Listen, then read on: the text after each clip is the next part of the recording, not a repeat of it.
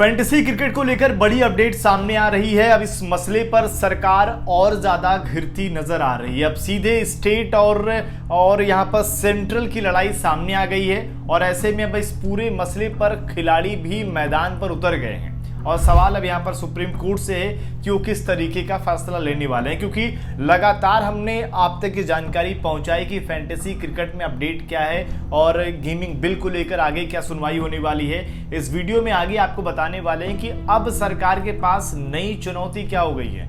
1 अक्टूबर से जैसा कि गेमिंग एक्ट जो है वो लागू हो जाएगा, लेकिन उससे पहले जो मसला है वो थोड़ा सा और ज़्यादा गंभीर हो चुका है। इसमें जो कुछ नए तरीके से अगर आप देखें तो विशेषज्ञों की जो राय सामने आई है, एक वकील का जो बयान है वो अपने आप में काफ़ी ज़्यादा चर्चा का विषय बना हुआ है, जिसमें उन्होंने कहा कि देखिए स्किल गेमिंग को थोड़ी देर के लिए आप भूल जाइए, यहाँ तक कि चांस बेस्ड गेम्स पर स्टेकिंग भी नए केंद्रीय कानून के तहत प्रतिबंधित है। यह हमेशा से ही स्टेट लिस्ट के तहत आता था। अगर कुछ राज्य यह कहना चाहें कि वे ऑनलाइन 3 पत्ती जैसी गैम्बलिंग या सोशल कैसीनो गेम्स के लिए लाइसेंस देना चाहते हैं तो यह कानून उन्हें ऐसा करने की अनुमति नहीं देता है। तो जो ये स्टेट और सेंटर की लड़ाई उसमें ये है कि पहले गैम्बलिंग को लेकर जो कानून थे वो हर स्टेट की अलग अलग थे। तभी तो आपने देखा होगा कि कुछ स्टेट में अगर ड्रीम 11 चल रहा है तो कुछ में बैन कर दिया गया, लेकिन इस कानून के आने के बाद से हर स्टेट में एक ही तरीके की चीजें लागू होने वाली हैं। तो यहाँ पर मामला सवाल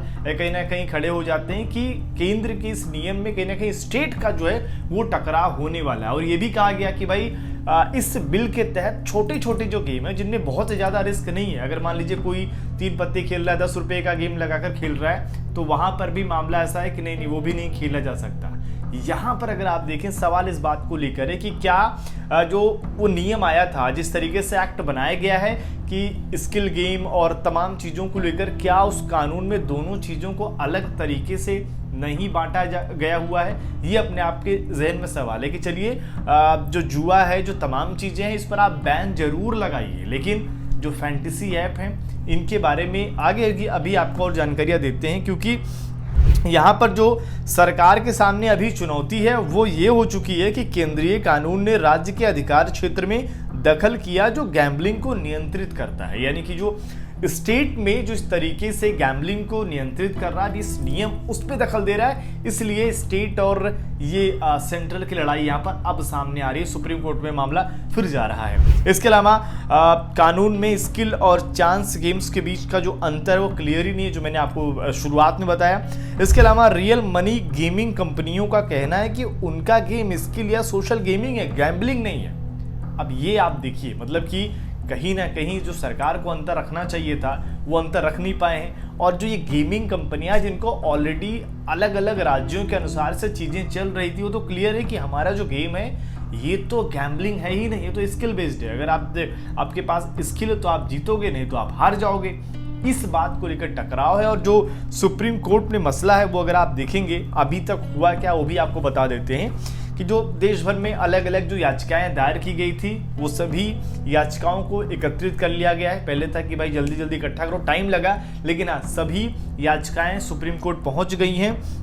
दिल्ली, कर्नाटक और मध्य प्रदेश की सभी याचिकाओं को जो ट्रांसफ़र किया गया वो सीधे सुप्रीम कोर्ट में है। कोर्ट ने कहा कि इनको एक साथ सुनने पर क्या होगा कि समय की बचत होगी और फैसले में कम से कम एकजुटता दिखेगी, कि नहीं होगा कि यहाँ कुछ अलग मामला आ गया, यहाँ पर अलग आ गया।